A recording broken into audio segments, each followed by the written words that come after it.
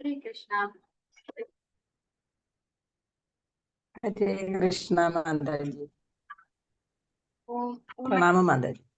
ജ്ഞാനാഞ്ജനാശലാകയാ ചക്ഷുരുന്മീലിതം യേന തസ്മൈ ശ്രീഗുരവേ നമഃ. ശ്രീചൈതന്യമനോഭീഷ്ടം സ്ഥാപിതം യേന ഭൂതലേ സ്വയം രൂപകഥാ മഹ്യം ദദാതി സ്വപദാന്തികം. വന്ദേഹം ശ്രീഗുരോ ശ്രീയുതപദകമലം ശ്രീഗുരുൻ വൈഷ്ണവാംശ ശ്രീരൂപം സാഗരജാതം സഹഗണ രഘുനാഥാന്വിതം തം സജീവം സാദ്വൈതം സാവധൂതം പരിജനസഹിതം കൃഷ്ണചൈതന്യദേവം ശ്രീരാധാകൃഷ്ണ പാദാൻ സഹഗണ ലളിതാ ശ്രീ വിശാഖാന്വിതാംശ. നമ ഓം വിഷ്ണുപാദായ കൃഷ്ണപ്രേഷ്ഠായ ഭൂതലേ ശ്രീമതേ ഭക്തിവേദാന്ത സ്വാമി നാമിനെ. നമസ്തേ സാരസ്വതേ ദേവേ ഗൗരവാണി പ്രചാരിണേ നിർവിശേഷ ശൂന്യവാദി പാശ്ചാത്യ ദേശതാരിണേ. വാഞ്ചാകൽപതരൂപ്യസ്യ കൃപാ സിന്ധുഭ്യേവ ച പതിതാനാം പാവനേഭ്യോ വൈഷ്ണവേഭ്യോ നമോ നമഃ. ഹേ കൃഷ്ണ കരുണാ സിന്ധോ ദീനബന്ധോ ജഗത്പദേ ഗോപേശ ഗോപികാ കാന്ത രാധാകാന്ത നമോസ്തുതേ. സപ്തകാഞ്ചന ഗൗരംഗീ രാധേ വൃന്ദാവനേശ്വരി വൃഷഭാനുസുതേ ദേവി പ്രണമാമി ഹരിപ്രിയേ. ജയ ശ്രീ കൃഷ്ണ ചൈതന്യ പ്രഭു നിത്യാനന്ദ ശ്രീ അദ്വൈത ഗദാധര ശ്രീവാസാദി ഗൗരഭക്തവൃന്ദ.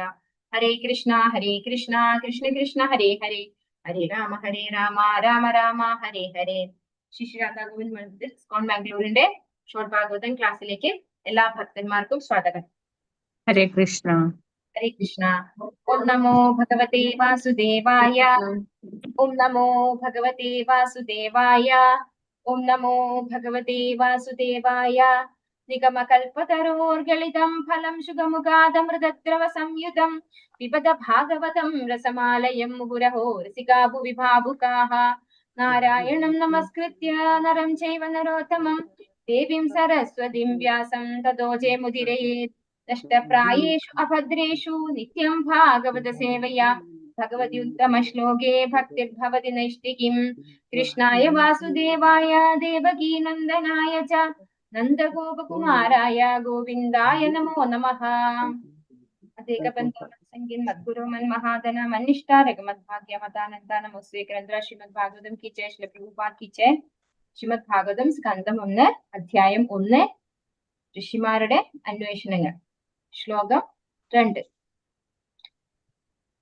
ഓം നമോ ഭഗവതേ വാസുദേവായ.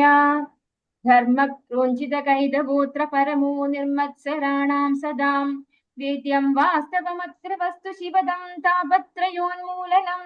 ശ്രീമദ്ഭാഗവതേ മഹാമുനികൃതേ കിം വാ പരൈരീശ്വരഃ സദ്യോ ഹൃദ്യവരുദ്യതേത്ര കൃതുഭിഃ ശുശ്രൂഷുഭിസ്തത്ക്ഷണാത്. എല്ലാവർക്കും ഒരു പ്രാവശ്യം ചൊല്ലാം ശ്ലോകം. ഓം നമോ ഭഗവതേ വാസുദേവായ.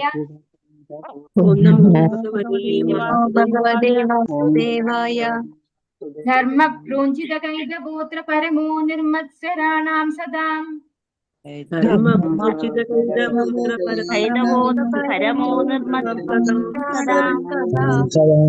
വേദ്യം വാസ്തവമത്ര വസ്തു ശിവദം താപത്രയോന്മൂലനം.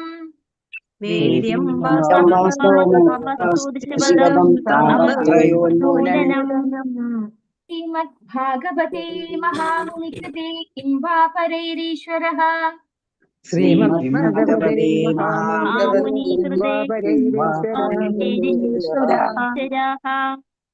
സദ്യോ ഹൃദ്യവരുദ്യതേത്ര കൃതുഭിഃ ശുശ്രൂഷുഭിസ്തത്ക്ഷണാത്.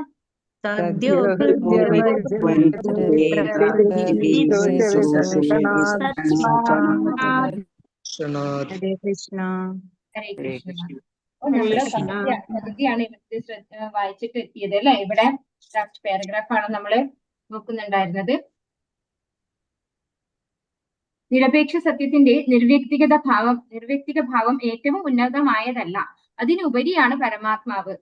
അതിനുപരിയായി നിരപേക്ഷ സത്യം അഥവാ ഭഗവാൻ എന്ന വ്യക്തി സ്വരൂപമുണ്ട്. അപ്പൊ ലാസ്റ്റിൽ നമ്മൾ പറഞ്ഞു നിർത്തിയത് 3 തരത്തിലാണ് അല്ലെ ഭഗവാനെ മനസ്സിലാക്കുന്നത്. ആദ്യം തന്നെ പറയുന്നു നിരപേക്ഷ സത്യത്തിന്റെ നിർവ്യക്തിഗത ഭാവം, അതായത് ഭഗവാന് രൂപമില്ലാത്ത അരൂപമായിട്ടുള്ള ആ ഒരു ഭാവം, അത് ഉന്നതമായതല്ല എന്ന് പറയുന്നു. അതിനും ഉപരിയാണ് പരമാത്മാവായിട്ട് ഭഗവാനെ മനസ്സിലാക്കുന്നത്. നമ്മൾ മനസ്സിലാക്കിയിട്ടുണ്ട് ഈ മായാവാദികളൊക്കെ ഭഗവാന് രൂപമില്ല പറഞ്ഞ് ഒരു ബ്രഹ്മമാണ് അല്ലെങ്കിൽ ഒരു പ്രകാശമാണ്, ഒരു എനർജിയാണെന്നൊക്കെ പറഞ്ഞാണ് ആരാധിക്കുന്നത്. അത് ഉന്നതമായതല്ല, ഏറ്റവും താഴ്ന്ന തലത്തിലുള്ളതാണെന്ന് പറയുന്നു. അതിനുപരിയാണ് ഋഷിമാരൊക്കെ പരമാത്മാവായിട്ടാണ് ഭഗവാനെ ആരാധിക്കുന്നത്. അല്ലെ, അവരൊക്കെ ധ്യാനത്തിലൂടെയാണ് ഭഗവാനെ ആരാധിക്കുന്നത്. അത് ഈ എന്താണ് നിർവ്യക്തിഗത ഭാവത്തിന് ഉപരിയാണ്.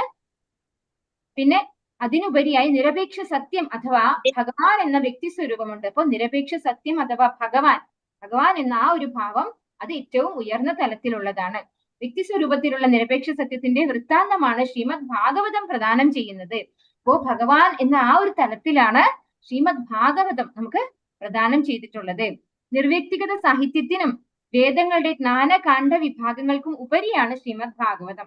പരമദിവ്യോത്തമ പുരുഷനായ ശ്രീകൃഷ്ണ ഭഗവാന്റെ ആരാധനയെ ശ്ലാഘിച്ച് സമർപ്പിക്കുന്നതാകിയാൽ കർമ്മകാണ്ഡ വിഭാഗത്തെയും ഉപാസനാകാണ്ഡ വിഭാഗത്തെയും അപേക്ഷിച്ച് അധികം ഉയർന്ന തലത്തിലാണ് ശ്രീമദ് ഭാഗവതം. അധികം മെച്ചമായ ഇന്ദ്രിയ തൃപ്തിക്കായി സ്വർഗീയ ഗ്രഹങ്ങൾ പ്രാപ്തമാക്കുന്നതിനുള്ള മത്സരം കർമ്മകാണ്ഡത്തിൽ ദർശിക്കാം. ജ്ഞാനകാണ്ഡത്തിലും ഉപാസനാകാണ്ഡത്തിലും സമാന മത്സരങ്ങൾ ദർശിക്കാം. എല്ലാ വിഭാഗങ്ങളുടെയും എല്ലാ വിഭാഗങ്ങളുടെയും സാരാംശമായ അഥവാ മൂലമായ പരമസത്യം സെക്കൻഡ് കേട്ടോ.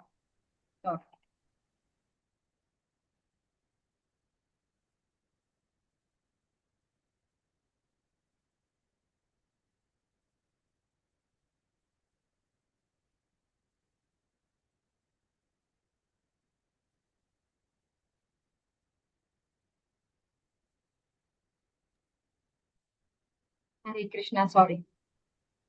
ഉപാസനാകാണ്ഡത്തിലും സമാന മത്സരങ്ങൾ ദർശിക്കാം. എല്ലാ വിഭാഗങ്ങളുടെയും സാരാംശമായ അഥവാ മൂലമായ പരമസത്യമായ ഭഗവാനെ ലക്ഷ്യമാക്കുന്നതാകയാൽ ശ്രീമദ് ഭാഗവതം ഇവയെല്ലാം അപേക്ഷിച്ച് അതിശ്രേഷ്ഠമാണ്. സാരാംശത്തെക്കുറിച്ചും വിഭാഗങ്ങളെക്കുറിച്ചും മനസ്സിലാക്കാൻ ശ്രീമദ് ഭാഗവതത്തിലൂടെ ഒരാൾക്ക് സാധ്യമാകുന്നു. സാരസത്ത നിരപേക്ഷ സത്യമായ ഭഗവാനാകുന്നു. എല്ലാ ഉത്പത്തികളുമാകട്ടെ ശക്തിയുടെ ആപേക്ഷിക രൂപങ്ങളാണ്. അപ്പോ നമ്മൾ ഈ ശ്ലോകത്തിൽ കണ്ടു ശ്രീല വ്യാസദേവനാൽ രചിക്കപ്പെട്ടിട്ടുള്ള ശ്രീമദ് ഭാഗവതം ഉള്ളപ്പോ മറ്റൊരു ശാസ്ത്രത്തിന്റെ ആവശ്യം എന്ത് എന്നൊരു ചോദ്യം അവിടെ ഉണ്ടല്ലേ. ആ ഒരു ശ്ലോകത്തില് 3-ാമത്തെ വരി അതാണ് പറയുന്നത്. അപ്പൊ ഇവിടെ ആ ശ്രീമദ് ഭാഗവതത്തെ കുറിച്ചാണ് പറയുന്നത്. ശ്രീമദ് ഭാഗവതം എന്ന് പറയുന്നത് ഈ കർമ്മകാണ്ഡം അതുപോലെ 3 തരത്തിലുള്ള ഇതാണ് ഇവിടെ പറഞ്ഞിരിക്കുന്നത്. എന്തൊക്കെയാണ് അത് പറഞ്ഞിരിക്കുന്നത്? കർമ്മകാണ്ഡം, ജ്ഞാനകാണ്ഡം, ഉപാസനാകാണ്ഡം. ഇതിനൊക്കെ ഉപരിയാണ്, ഇതിലൊക്കെ അപേക്ഷിച്ച് ഉയർന്ന തലത്തിലാണ് ശ്രീമദ് ഭാഗവതം എന്ന് പറയുന്നത്. കർമ്മകാണ്ഡം ആ വാക്കുകൊണ്ട് തന്നെ നമുക്ക് മനസ്സിലാവും എന്താണ്, നമ്മൾ കാമ്യകർമ്മങ്ങൾക്ക് വേണ്ടിയിട്ടുള്ള ഒരു ഇതാണ് കർമ്മകാണ്ഡം എന്ന് പറയുന്നത്. ജ്ഞാനകാണ്ഡം എന്ന് പറയുന്നത് എന്താണ്? അവിടെ കുറച്ചുകൂടെ ഉയർന്ന തലമാണ്. അതായത് നമ്മൾ ആരാണ്, ആത്മാവ്, ഭഗവാൻ എന്നുള്ള ഒരു ജ്ഞാനം വന്നു കഴിഞ്ഞു. ഉപാസനാകാണ്ഡം അത് ഭഗവാന് ഉപാസന ചെയ്യുന്ന ആസന പറഞ്ഞു കഴിഞ്ഞാൽ എന്താണ്, അടുത്തിരിക്കുക അല്ലെ, ഉപാസനാകാണ്ഡം. പക്ഷെ ഈ 3ലും ഉപരിയാണ് ശ്രീമദ് ഭാഗവതം എന്നാണ് പറയുന്നത്. അപ്പോ ഇന്ദ്രിയ തൃപ്തിക്കായിട്ട് ഈ 3 കാണ്ഡത്തിലും മത്സരം കാണാൻ സാധിക്കും എന്നാണ് പറയുന്നത്. ഇവിടെ പറയുന്നു സ്വർഗീയ ഗ്രഹങ്ങൾ പ്രാപ്തമാക്കുന്നതിനുള്ള മത്സരം കർമ്മകാണ്ഡത്തിൽ ദർശിക്കാം. അതുപോലെ ഉപാസനാകാണ്ഡത്തിലും ജ്ഞാനകാണ്ഡത്തിലും ഒക്കെ ഈ ഒരു മത്സരങ്ങൾ നമുക്ക് ദർശിക്കാൻ പറ്റുന്നതാണ്. പക്ഷെ ശ്രീമദ് ഭാഗവതത്തില് ഇതൊന്നുമില്ല. ഇതിനൊക്കെ ഉപരിയായിട്ടുള്ള ശ്രേഷ്ഠമായിട്ടുള്ള ഒരു ശാസ്ത്രമാണ്. ശരിക്കും നമുക്ക് പറയുകയാണെങ്കിൽ ശ്രീമദ് ഭാഗവതം എന്ന് പറയുന്നത് അമലം പുരാണം എന്ന് ചൈതന്യ മഹാപ്രഭു പറഞ്ഞു അല്ലെ. ഈ പുരാണം എന്ന് പറഞ്ഞാൽ തന്നെ എന്താണ്, പഴയ, അതായത് നമ്മളിപ്പോ ഏതെങ്കിലും ഒരു സ്പെസിഫിക് ഒരു പുരാണം എടുത്തു കഴിഞ്ഞാൽ ഏതെങ്കിലും ഒരു കാലഘട്ടത്തിനെ കുറിച്ചായിരിക്കും പറയാം.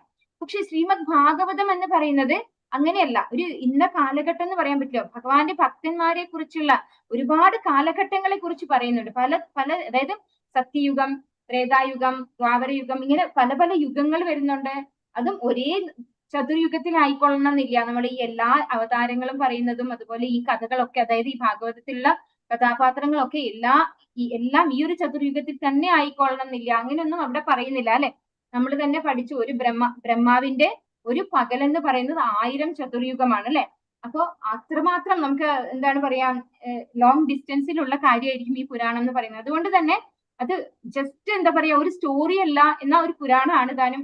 ആ ഒരു രീതിയിലാണ് ശ്രീമദ് ഭാഗവതം ഉള്ളത്. അപ്പോ മുഴുവനും ഭഗവാന്റെ ഭക്തന്മാരെ സംബന്ധിക്കുന്നതും ഭഗവാന്റെ ലീലകളുമാണ് ശ്രീമദ് ഭാഗവതത്തിൽ കൊടുത്തിട്ടുള്ളത്. അപ്പൊ ഇവിടെ പറയുന്നു ശ്രീമദ് ഭാഗവതത്തിലൂടെ സാരാംശത്തെക്കുറിച്ചും വിഭാഗങ്ങളെ കുറിച്ചും മനസ്സിലാക്കാൻ ശ്രീമദ് ഭാഗവതത്തിലൂടെ ഒരാൾക്ക് സാധ്യമാകുന്നു. സാരസത്ത നിരപേക്ഷ സത്യമായ ഭഗവാനാകുന്നു. എല്ലാ ഉത്പത്തികളും ആകട്ടെ ശക്തിയുടെ ആപേക്ഷിക രൂപങ്ങളാണ്.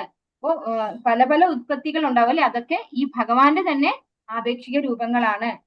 സാരസത്തയിൽ നിന്ന് വേറിട്ട് യാതൊന്നുമില്ല. സാരസത്ത എന്ന് പറയുന്നത് ഭഗവാൻ തന്നെയാണ്, നിരപേക്ഷ സത്യത്തെ തന്നെയാണ് പറയുന്നത്. വേറിട്ട് യാതൊന്നുമില്ല. അതേസമയം ശക്തികളൊക്കെ സാരസത്തയിൽ നിന്നും വിഭിന്നമാണ്. അപ്പൊ ഭഗവാൻ, അതായത് ഭഗവാനും ഭഗവാന്റെ ശക്തിയും രണ്ടും രണ്ടാണ്. ഈ ആരെയും പരസ്പരം സാരസത്തയിൽ നിന്നും വേറിട്ട് യാതൊന്നുമില്ല. അതേസമയം ശക്തികളൊക്കെ സാരസത്തയിൽ നിന്നും വിഭിന്നമാണ്. ഈ ആരെയും പരസ്പര വിരുദ്ധമല്ല. അവിടെ എന്തോ ഒരു കറക്ഷൻ ഉണ്ട്. ജന്മാദ്യസ്യ എന്ന സൂത്രത്തിൽ ആരംഭിക്കുന്ന വേദാന്ത സൂത്രത്തിന്റെ ഒരേ സമയം ഏകവും വിഭിന്നവും എന്ന ഈ തത്വശാസ്ത്രത്തെ ശ്രീമദ് ഭാഗവതം സ്പഷ്ടമായി പ്രഖ്യാപനം ചെയ്യുന്നു. ഭഗവാന്റെ ശക്തി ഏകകാലികമായി ഭഗവാനുമായി അവിഭക്തവും അതേസമയം ഭഗവാനിൽ നിന്ന് വിഭിന്നവുമാണെന്ന ജ്ഞാനം ശക്തി നിരപേക്ഷമാണെന്ന് സ്ഥിരീകരിക്കാൻ പ്രയത്നിക്കുന്ന മാനസിക അഭ്യൂഹികൾക്കുള്ള ഉത്തരമാകുന്നു. അപ്പൊ ഭഗവാനും ഭഗവാന്റെ ശക്തി നമുക്കറിയാം. ശ്രീമതി രാധാറാണി ഭഗവാന്റെ അന്തരംഗ ശക്തിയാണ് അല്ലെ, ഭഗവാന്റെ ഹ്ലാദിനി ശക്തിയാണ് ശ്രീമതി രാധാറാണി. ഭഗവാനും രാധാറാണിയും വ്യത്യസ്തമല്ല, എന്നാൽ വ്യത്യാസം ഉണ്ടതാണ്. അതാണ് ഇവിടെ മനസ്സിലാക്കിച്ചു തരുന്നത്. ഭഗവാന്റെ ശക്തി ഏകകാലികമായി ഭഗവാനുമായി അവിഭക്തവും അതേസമയം ഭഗവാനിൽ നിന്ന് വിഭിന്നവുമാണെന്ന ജ്ഞാനം ശക്തി നിരപേക്ഷമാണെന്ന് സ്ഥിരീകരിക്കാൻ പ്രയത്നിക്കുന്ന മാനസിക അഭ്യൂഹങ്ങൾക്കുള്ള ഉത്തരമാകുന്നു. ഈ ജ്ഞാനം വസ്തുനിഷ്ഠമായി മനസ്സിലാക്കുന്ന ഒരാൾ ദ്വൈത സിദ്ധാന്തങ്ങൾ അപൂർണങ്ങളാണെന്ന് ദർശിക്കുന്നു. അപ്പൊ അദ്വൈത സിദ്ധാന്തവും ദ്വൈത സിദ്ധാന്തവും രണ്ടും അപൂർണമാണ്. പിന്നെ ഏതാണ് ശരി? അചിന്ത്യ ഭേദ അഭേദ തത്വം. അതാണ് നമ്മുടെ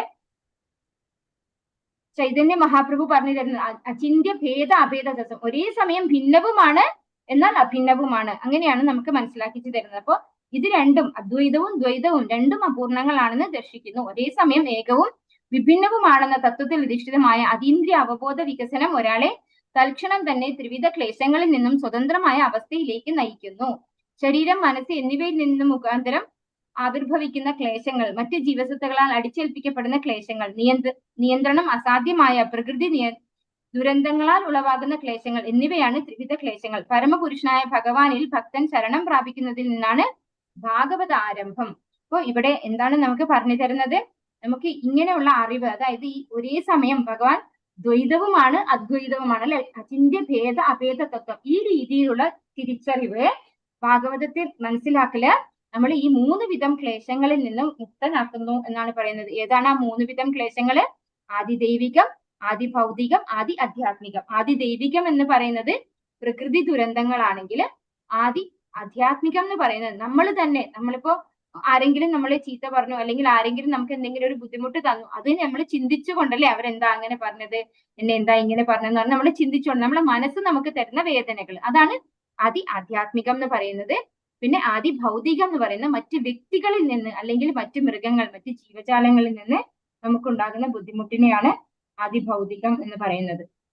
അങ്ങനെയുള്ള ത്രിവിധ ക്ലേശങ്ങളിൽ നിന്ന് ശ്രീമദ് ഭാഗവതം അചിന്ത്യ ഭേദ അഭേദ തത്വം എന്ന ഒരു രീതിയിൽ നമ്മൾ മനസ്സിലാക്കി കഴിഞ്ഞാൽ നമുക്ക് മുക്തനാകാൻ സാധിക്കും.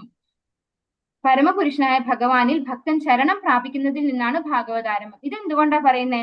നമ്മൾ എല്ലാവരും ഭഗവത്ഗീത പഠിച്ചവരായിരിക്കും എന്ന് ഞാൻ വിശ്വസിക്കുന്നു. 18ാമത്തെ അധ്യായത്തിൽ ഭഗവാൻ എന്താ പറയുന്നത്? സർവധർമാൻ പരിത്യജ്യ മാമേകം ശരണം വ്രജ അഹം ത്വാം സർവ പാപേഭ്യോ മോക്ഷയിഷ്യാമി മാ ശുചഃ അല്ലെ. അതാണ് ഭഗവത്ഗീത അവസാനം ഭഗവാൻ നമുക്ക് തരുന്ന ഏറ്റവും അവസാനത്തെ ഉപദേശമാണത്. അപ്പൊ അതാണ് ഇവിടെ പറയുന്നത്. ഇപ്പൊ ഭഗവത്ഗീത പഠിച്ചു കഴിഞ്ഞിട്ട് ശേഷമാണ് നമ്മള് ഭാഗവതത്തിലേക്ക് വരേണ്ടത്. അപ്പോ ഭഗവാന് ശരണം പ്രാപിച്ചതിന് ശേഷമാണ് നമ്മൾ ഭാഗവതം മനസ്സിലാക്കാൻ അല്ലെങ്കിൽ ഭാഗവതം പഠിക്കാൻ തുടങ്ങേണ്ടത്. താൻ പരമപുരുഷനുമായി ഒന്നാണെന്നും അതേസമയം പരമപുരുഷന്റെ ശാശ്വത സേവകൻ എന്ന നിലയിലാണെന്നും ഒരു ഭക്തൻ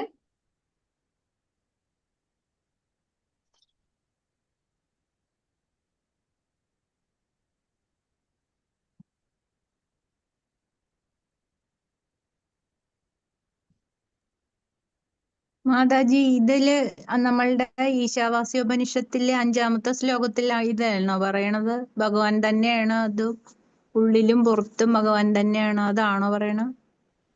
അല്ല മാതാജി, അതല്ല പറയുന്നത്. ഉള്ളിലും പുറത്ത് ഈശാവാസ്യം ഇതം സർവ്വം, അതും ശരിയാണ്. ആ ഒരു ശ്ലോകത്തെ എടുത്തു പറയല്ല ഇവിടെ ചെയ്യുന്നത്. അപ്പൊ എന്ത് വായിച്ചിരുന്നു? ഒരേ സമയം പരമപുരുഷന്റെ ശാശ്വത സേവകൻ എന്ന നിലയിലാണെന്നും ഒരു ഭക്തൻ പൂർവ്വ ബോധവാനാണ്. ഇവിടെ എന്താ പറയുന്നതെന്ന് വെച്ചാല് ഒരു ഭക്തൻ, നമ്മള് ശ്രീമദ് ഭഗവത്ഗീതയില് എന്താണ് ഭഗവാൻ പറയുന്നത്? മമൈവാംശോ ജീവലോകേ ജീവഭൂത സനാതനഃ. നമ്മൾ പഠിച്ചിട്ടുണ്ട് അല്ലെ? ഭഗവാന്റെ ശാശ്വത അംശങ്ങളാണ് ഓരോ ജീവാത്മാവും എന്ന് പഠിച്ചിട്ടുണ്ട്. ഇനി എന്ത് പഠിച്ചിട്ടുണ്ട്? ഭഗവാന്റെ ജീവേര സ്വരൂപഹോയ് നിത്യേറെ കൃഷ്ണദാസ് എന്ന് വെച്ചാല് നമ്മൾ ഓരോ ജീവാത്മാവും ഭഗവാന്റെ ശാശ്വത അംശമാണ്. പക്ഷെ നമുക്ക് ഒരു ഇൻഡിവിജ്വാലിറ്റി ഉണ്ട്. നമ്മൾ ഭഗവാനിൽ അലിഞ്ഞു ചേർന്ന് ഐഡന്റിറ്റി ഇല്ലാത്ത ഒരാളല്ല. നമുക്കൊക്കെ ഐഡന്റിറ്റി ഉണ്ട്. നമ്മളൊക്കെ ഇൻഡിവിജ്വൽസ് ആണ്. ആ ഇൻഡിവിജ്വാലിറ്റി നമുക്ക് ഒരിക്കലും നഷ്ടപ്പെടുന്നില്ല. അപ്പോ നമ്മുടെ ആ ഇൻഡിവിജ്വാലിറ്റി എന്ന് പറയുന്നത് ഭഗവാന്റെ സേവകനാണ്. അപ്പൊ എങ്ങനെയാണ് ഒരു അമ്മയും കുട്ടിയും? അമ്മയും കുട്ടി എന്താണ്? കുട്ടി അമ്മയുടെ അംശം തന്നെയാണ് അല്ലെ? അമ്മയിൽ നിന്ന് വന്നതാണ്, അമ്മയുടെ അംശം തന്നെയാണ്. പക്ഷെ ആ കുട്ടിക്ക് എന്തുണ്ട്? കുട്ടി ഒരു ഇൻഡിവിജ്വൽ ആണ്. ആ കുട്ടിക്ക് ഒരു ഇൻഡിവിജ്വാലിറ്റി ഉണ്ട് ഇല്ലേ? ആ കുട്ടിയും അമ്മയും തമ്മിലുള്ള ആ ഒരു റെസിപ്രോക്കേഷൻ എങ്ങനെയാണ്? പരസ്പരമുള്ള ഒരു സ്നേഹം, ആ കൈമാറ്റം. അതുപോലെ നമ്മൾ ഭഗവാന്റെ അംശമാണ്, ഭഗവാന്റെ സേവകരാണ്. പരസ്പരം രണ്ടുപേരും അങ്ങോട്ടും ഇങ്ങോട്ടും സേവനം ചെയ്യും അല്ലെ? അമ്മ കുട്ടിക്ക് വേണ്ടി സർവീസ് ചെയ്യും, കുട്ടി അമ്മക്ക് വേണ്ടി സർവീസ് ചെയ്യും അല്ലെ? അപ്പൊ അതുപോലെ നമ്മളൊക്കെ ഭഗവാന്റെ സേവകരാണ്.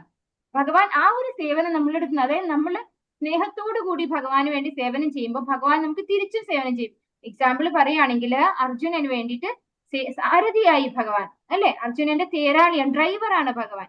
ഇനി യശോദാമ്മയുടെ നന്ദമഹാരാജാവിന്റെ അടുത്ത് നന്ദമഹാരാജാവിന്റെ പാതകങ്ങൾ തലയിൽ വെച്ചുകൊണ്ട് നടക്കുന്ന ഒരു കൃഷ്ണന്റെ കുഞ്ഞുകുട്ടിയുടെ ഒരു ഫോട്ടോ നമ്മൾ കണ്ടിട്ടുണ്ടോന്ന് അറിയില്ല. എന്താണ് ചെയ്യുന്നത്? നന്ദമഹാരാജാവിന്റെ ചെരുപ്പാണ് എടുത്ത് തലയിൽ വെച്ചിട്ട് കൊണ്ടുപോകുന്നത് ഭഗവാൻ അല്ലെ? പരമ ദിവ്യോത്തമ പുരുഷനായിട്ടുള്ള ഭഗവാൻ. അപ്പൊ അവിടെ ആർക്കാണ് സേവനം ചെയ്യുന്നത്? അച്ഛനും അമ്മയും ഒരു കുട്ടിയോട് അച്ഛന്റെയും അമ്മയുടെയും സേവനങ്ങൾ ചെയ്യുമ്പോൾ ആ കുട്ടി അച്ഛനും അമ്മയ്ക്കും സേവനം ചെയ്യുന്നുണ്ട്. അതുപോലെയാണ് നമുക്കും ഭഗവാനും തമ്മിലുള്ള ഒരു ബന്ധം. മനസ്സിലായിട്ടുണ്ടാവുമെന്ന് വിചാരിക്കുന്നു. ഭൗതിക സങ്കല്പത്തിൽ ഈ കാണുന്നതിന്റെ എല്ലാം യജമാനൻ താനാണെന്ന് ഒരുവൻ സ്വയം തെറ്റിദ്ധരിക്കുമ്പോൾ ജീവിതത്തിൽ സദാ ത്രിവിധ ക്ലേശങ്ങളാൽ പീഡിപ്പിക്കപ്പെടുന്നു. എന്നാൽ അതീന്ദ്രിയ സേവകനാണെന്ന് തന്റെ യഥാർത്ഥ അവസ്ഥ മനസ്സിലാക്കുന്ന ഉടൻ തന്നെ അവൻ എല്ലാവിധ ക്ലേശങ്ങളിൽ നിന്നും സ്വതന്ത്രനായി തീരുന്നു. ഭൗതിക പ്രകൃതി അധീനതയിലാക്കാൻ പരിശ്രമിക്കുന്നിടത്തോളം കാലം ജീവസത്ത പരമപുരുഷന്റെ സേവകനായി തീരുന്നതിനുള്ള യാതൊരു സാധ്യതയുമില്ല. തന്റെ ആത്മീയ സ്വരൂപത്തെക്കുറിച്ചുള്ള പരിശുദ്ധ അവബോധത്തിലാണ് ഭഗവത് സേവനം നിർവഹിക്കപ്പെടുന്നത്. ഭഗവത് സേവനത്താൽ ഒരാൾ തൽക്ഷണം തന്നെ ഭൗതിക പ്രതിബന്ധങ്ങളിൽ നിന്നും സ്വതന്ത്രനാകുന്നു. അപ്പോ ഇവിടെ പറയുന്നത് എന്താണ്? നമ്മൾ ഈ ഭൗതിക ലോകത്ത് അല്ലെ, ഭൗതിക സങ്കല്പത്തിൽ ഈ കാണുന്നതിന്റെ എല്ലാം യജമാനൻ താനാണെന്ന് സ്വയം തെറ്റിദ്ധരിക്കുമ്പോൾ, അപ്പൊ ഇതിന്റെയൊക്കെ ഉടമസ്ഥൻ ഞാനാണ് എന്ന് വിചാരിക്കുമ്പോഴാണ് നമ്മൾ ഈ ത്രിവിധ ക്ലേശങ്ങളാൽ പീഡിപ്പിക്കപ്പെടുന്നത് എന്ന് പറയുന്നു. ഈ ഭൗതിക പ്രകൃതിയുമായിട്ട് അറ്റാച്ച്ഡ് ആയിട്ട് ഇതൊക്കെ എന്റേതാണെന്നുള്ള ചിന്തയാണ് ഈ 3 വിധം ക്ലേശങ്ങൾ നമ്മളെ ബാധിക്കാൻ കാരണം എന്നാണ് പറയുന്നത്. പക്ഷേ അതിൽ നിന്നൊക്കെ മുക്തനായി ഭഗവാന്റെ യഥാർത്ഥ സേവകനാണ് ഞാൻ എന്ന തിരിച്ചറിവ്, ആ തിരിച്ചറിവോടുകൂടി നമുക്ക് ഇതിൽ നിന്ന് മുക്തനാകാൻ സാധിക്കും. അപ്പൊ നമ്മള് ചോദിക്കും, അപ്പൊ അങ്ങനെ വരുന്ന ഭക്തന്മാർക്ക് ഒരു ബുദ്ധിമുട്ടും ഉണ്ടാവാൻ പാടില്ലാത്തതല്ലേ അല്ലെ?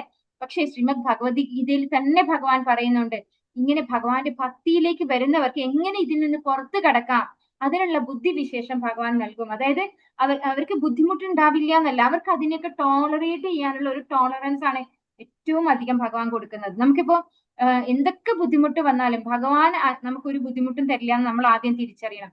നമ്മൾ തിരിച്ചറിയേണ്ടത് നമ്മൾ എത്ര ജന്മങ്ങൾ എടുത്തിട്ടുണ്ടെന്ന് നമുക്കറിയില്ല, എന്തെന്തൊക്കെ കർമ്മങ്ങൾ നമ്മൾ ചെയ്തിട്ടുണ്ടെന്ന് നമുക്കറിയില്ല.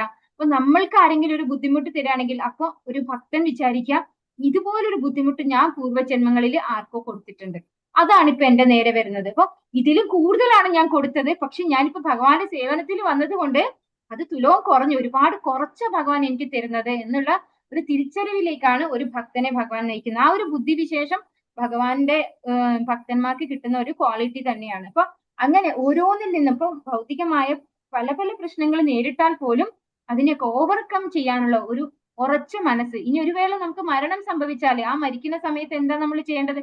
മരണം ജാതസ്യ ഹി ധ്രുവോ മൃത്യുഹു എന്ന് ഭഗവാൻ തന്നെ പറഞ്ഞിട്ടുണ്ട്. ജനിച്ചാ മരിക്കും, ഉറപ്പാണ്. അപ്പൊ മരിക്കുന്ന സമയത്ത് എന്താ വേണ്ടത്? അന്ധകാലേച്ച മാമേവ സ്മരൻ മുക്ത കളേബരം. അപ്പൊ ആ ഒരു സമയത്ത് ഭഗവാനെ ഓർക്കാനുള്ള ഒരു ബുദ്ധിവിശേഷം ആർക്ക് കൊടുക്കും? ഒരു ഭക്തന് ഭഗവാൻ കൊടുക്കും. അപ്പൊ ഈ മരണവും എന്താ പറയാ ഒരു പ്രശ്നമില്ലാതെ നേരിടാൻ ആർക്ക് സാധിക്കും? ഭക്തന് സാധിക്കും. അതിനൊക്കെയുള്ള ഒരു എന്താ പറയാ ഒരു നല്ലൊരു ഉദാഹരണമാണ് ഭീഷ്മ പിതാമഹൻ.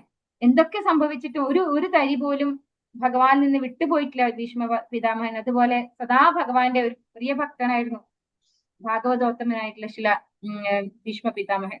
ഇതിനെല്ലാം ഉപരിയായി ശ്രീമദ് ഭാഗവതം വേദാന്ത സൂത്രത്തിന് വ്യാസദേവൻ സ്വയം നൽകിയ വ്യാഖ്യാനമാണ്.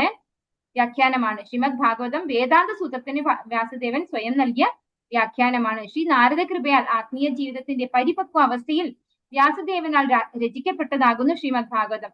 പരമദിവ്യോത്തമ പുരുഷനായ നാരായണന്റെ അധികാരപ്പെടുത്തപ്പെട്ട അവതാരമാകുന്നു ശ്രീ വ്യാസദേവൻ.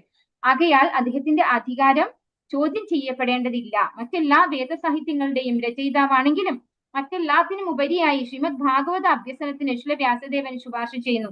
ദേവന്മാരെ ആരാധിക്കേണ്ട വ്യത്യസ്ത മാർഗങ്ങൾ മറ്റു പുരാണങ്ങളിൽ വിശദമാക്കിയിരിക്കുന്നു. എന്നാൽ പരമപുരുഷനായ ഭഗവാനെ മാത്രമാണ് ശ്രീമദ് ഭാഗവതത്തിൽ പ്രതിപാദിച്ചിരിക്കുന്നത്. പരമപുരുഷൻ പൂർണ്ണ ശരീരവും ദേവന്മാർ ആ ശരീരത്തിലെ വിവിധ ഭാഗങ്ങളുമാകുന്നു. ആകയാൽ പരമദിവ്യോത്തമ പുരുഷനെ ആരാധിക്കുന്ന പക്ഷം മറ്റു ദേവന്മാരെ ആരാധിക്കേണ്ട ആവശ്യമില്ല തന്നെ. പരമപുരുഷനായ ഭഗവാൻ ഭക്തഹൃദയത്തിൽ തൽക്ഷണം സന്നിവേശിക്കുന്നു.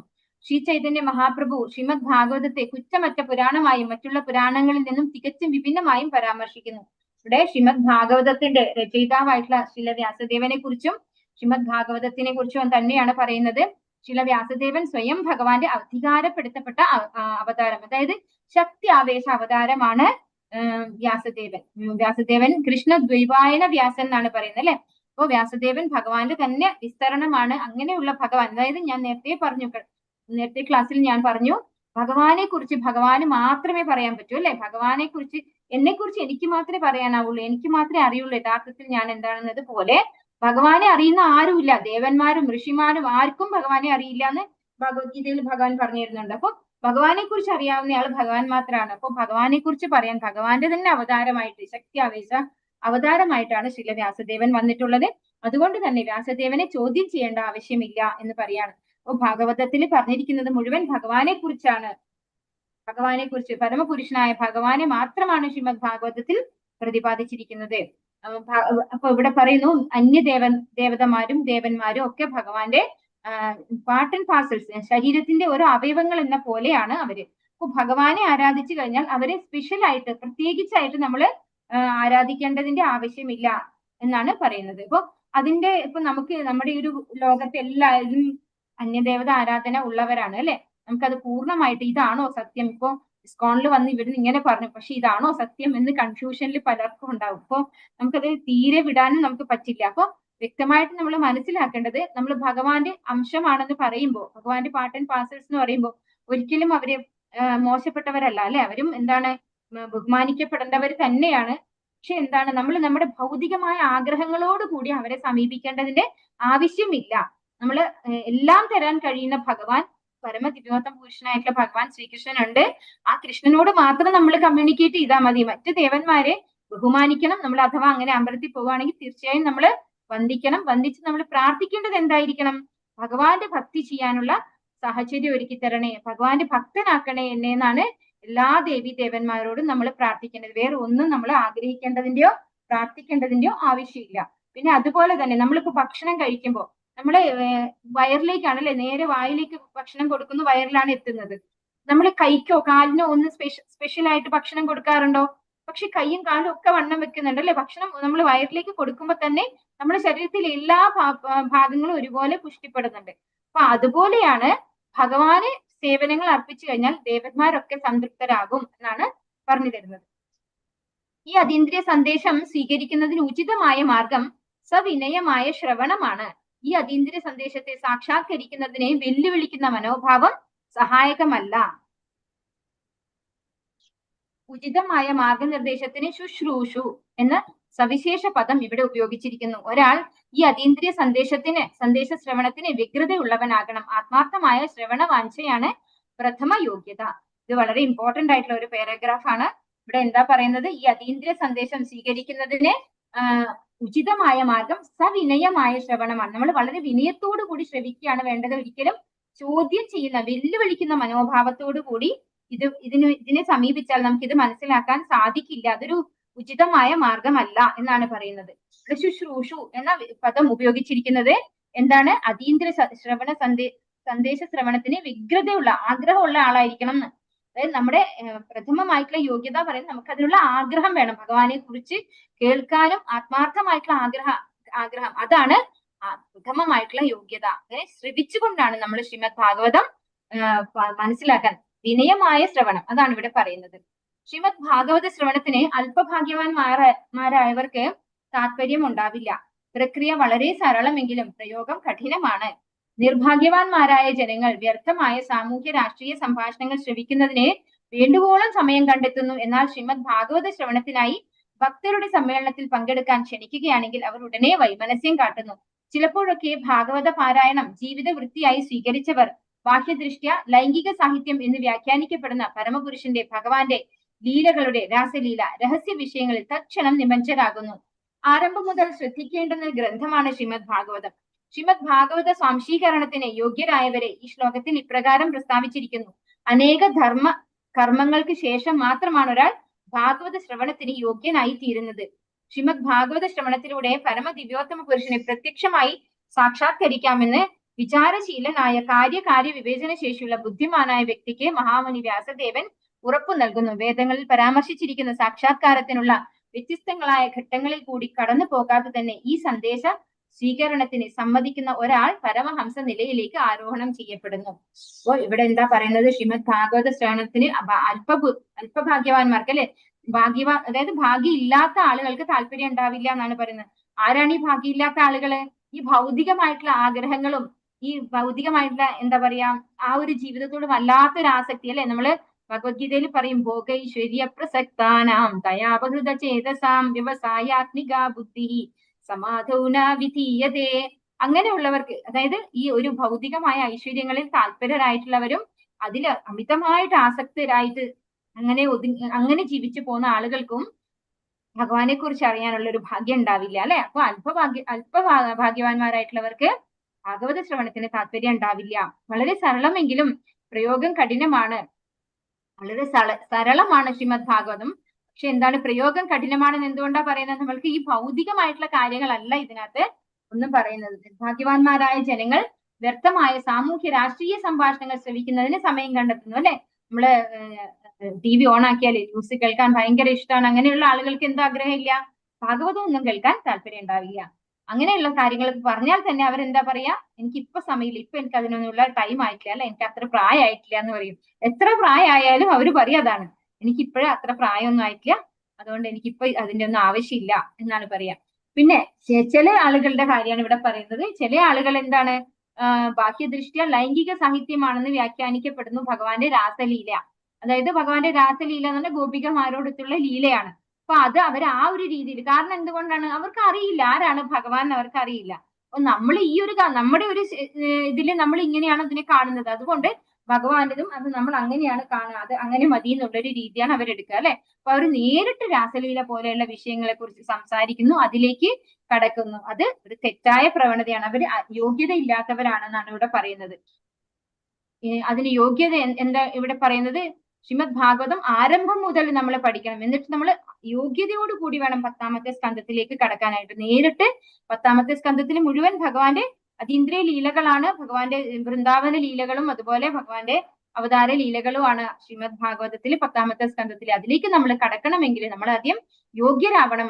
അതിന് ശ്രീമദ് ഭാഗവതം 1ാമത്തെ സ്കന്ധം മുതൽ നമ്മൾ മുന്നോട്ട് പോകണം. അനേക ധർമ്മകർമ്മങ്ങൾക്ക് ശേഷം മാത്രമാണ് ഒരാൾ ഭാഗവത ശ്രവണത്തിന് യോഗ്യനായി തീരുന്നത്. അപ്പൊ അത്രയും, അതായത് ധർമ്മകർമ്മങ്ങൾക്ക് ശേഷം എന്ന് പറഞ്ഞാൽ എന്താണ്? ശുദ്ധമായ കർമ്മം അല്ലെ, ധാർമ്മികമായ കർമ്മങ്ങൾ, തെറ്റായ കർമ്മങ്ങളല്ല അവിടെ പറയുന്നത്. ഇത്തരത്തിലുള്ള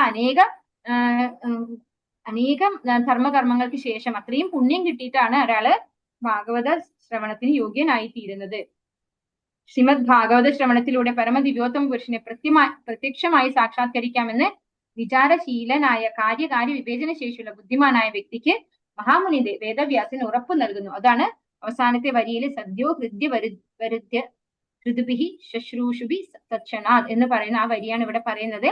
അങ്ങനെ ശ്രീമദ് ഭാഗവതം ആ രീതിയിൽ വളരെ വിനയത്തോടു കൂടി നല്ല എന്താ പറയുക യോഗ്യമായിട്ട് ആ രീതിയിൽ നമ്മൾ ശ്രീമദ് ഭാഗവതം കേൾക്കുകയാണെങ്കിൽ, സീരിയസ് ആയിട്ട് പഠിക്കുകയാണെങ്കിൽ ആ വ്യക്തിക്ക് എന്താണ് പറയുന്നത്? ഭഗവാൻ അല്ലെ, വിചാരശീലനായ കാര്യകാര്യ വിവാഹശേഷിയുള്ള വേദശേഷി പ്രത്യക്ഷമായി സാക്ഷാത്കരിക്കാം, ഭഗവാനെ പ്രത്യക്ഷമായി സാക്ഷാത്കരിക്കാം എന്ന് ശ്രീല വ്യാസദേവൻ ഉറപ്പു നൽകുന്നു. വേദങ്ങളിൽ പരാമർശിച്ചിരിക്കുന്ന സാക്ഷാത്കാരത്തിനുള്ള വ്യത്യസ്തങ്ങളായ ഘട്ടങ്ങളിൽ കൂടി കടന്നു പോകാതെ തന്നെ ഈ സന്ദേശ സ്വീകരണത്തിന് സമ്മതിക്കുന്ന ഒരാൾ പരമഹംസ നിലയിലേക്ക് ആരോഹണം ചെയ്യപ്പെടുന്നു. അപ്പോ വേദങ്ങളിലൊക്കെ പറയുന്നതിന് പ്രകാരം നമ്മൾ പടിപടിയായിട്ട് ഉയരാതെ നമുക്ക് നേരിട്ട് പരമഹംസ അവസ്ഥയിലേക്ക് ഉയരാനുള്ള ഒരു സാഹചര്യം ഈ ഒരു ശ്രീമദ് ഭാഗവത പഠനത്തിലൂടെ ഒരാൾക്ക് ലഭ്യമാകുന്നു എന്നാണ് ഇവിടെ പറയുന്നത്. ആ വ്യക്തിയുടെ ഉള്ളിൽ അപ്പൊ തന്നെ ഭഗവാൻ വന്ന് പ്രതിഷ്ഠിതമാക്കുന്നു. ശ്രീമദ് ഭാഗവതം സീരിയസ് ആയിട്ട് യഥാർത്ഥ രീതിയിൽ യഥാർത്ഥ ആധ്യാത്മിക ആചാര്യനിൽ നിന്ന് പഠിക്കുന്ന ഒരു വ്യക്തിക്ക് ആ സമയത്ത് തന്നെ ഭഗവാൻ അയാളുടെ ഹൃദയത്തിൽ പ്രതിഷ്ഠിതനാക്കുന്നു എന്ന് ഈ ഒരു ശ്ലോകത്തിലൂടെ ശ്രീല വ്യാസദേവൻ നമുക്ക് പറഞ്ഞു തരുന്നു. പഞ്ചാകൽപതരൂപ്യശ്ച കൃപാ സിന്ധുഭ്യേവ ച പതിതാനാം പാവനേഭ്യോ വൈഷ്ണവേഭ്യോ നമോ നമഃ. അനന്തകോടി വൈഷ്ണവൃന്ദ की जय, श्री प्रभुपाद की जय, गुरु महाराज की जय, निताय गौर प्रेमानंदे. हरि हरि बोल. हरे कृष्ण कृष्ण कृष्ण हरे हरे, हरे राम राम राम हरे हरे, हरे कृष्ण.